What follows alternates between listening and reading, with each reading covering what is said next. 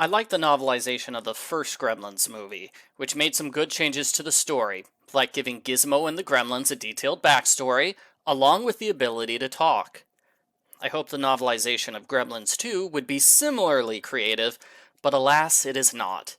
It closely follows the movie. The author took the movie script and wrote it out with minimal alterations. There are enough typos to convince me the author wrote it in a rush, so don't expect anything other than the movie in book form. The movie has a fourth wall breaking scene where gremlins destroy the movie for a little bit. Hulk Hogan appears and gets the movie back on track. In the book, the smart gremlin interrupts the author and takes over writing duties for 2 pages. This appears to be the most discussed scene of the book, presumably because it's the only scene that's truly unique to the book. Everything else is copying the movie. That's a shame, because the movie's story has problems. The first half is too slow and uninteresting. Things don't pick up until the gremlins appear. It's sort of like reading a murder mystery and having to wait over 100 pages before the mystery starts. I've got a Gremlins book? No gremlins for the first 100 pages? What is this? The first half focuses on characters like Billy's boss and a vampire actor, who barely appear in the second half. It's a lot of build-up with no real payoff. The main story is love drama with Billy and his boss Marla. She takes him out on a date and kisses him twice. Billy's upset because he doesn't like his boss, and he's engaged to Kate. I thought Billy was an honest guy, but I must have been wrong, because Billy lies to his boss and his fiancée about what's going on. His web of lies eventually blows up in his face. When Kate finds out, she's furious.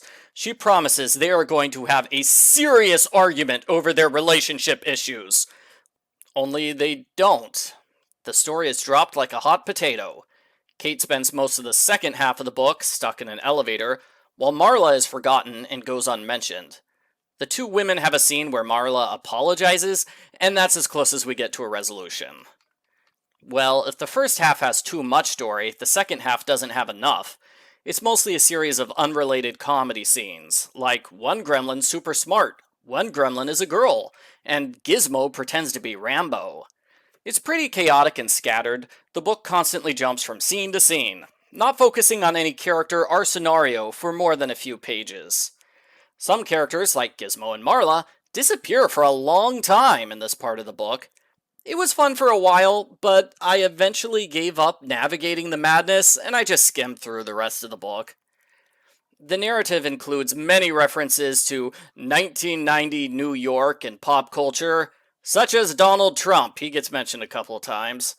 Most of the references didn't make sense to me. I am not a member of the facts generation, as this book calls it, so I don't know most of the people this book was talking about. I tried looking them up online, but that didn't help. Towards the start, the book goes out of its way to avoid using the word hell. It uses euphemisms like the hot place or not heaven. At one point, the book stops trying to avoid all swear words, and it drops a big swear word twice in chapter 20. I found that odd. This book is kind of for kids, but it talks about girls' body parts and the cursing. Yeah, it got a little too adult in some places. I think that's everything I have to say about this book. It's the same as the movie, which means it has all the same problems as the movie. I definitely recommend seeing the movie over reading the book, since it's a special effects movie. A lot of the impact's lost in book format. I would also recommend the first Gremlins novel over this Gremlins novel since it's better and more creative. I give Gremlins 2, the new batch, a thumbs down.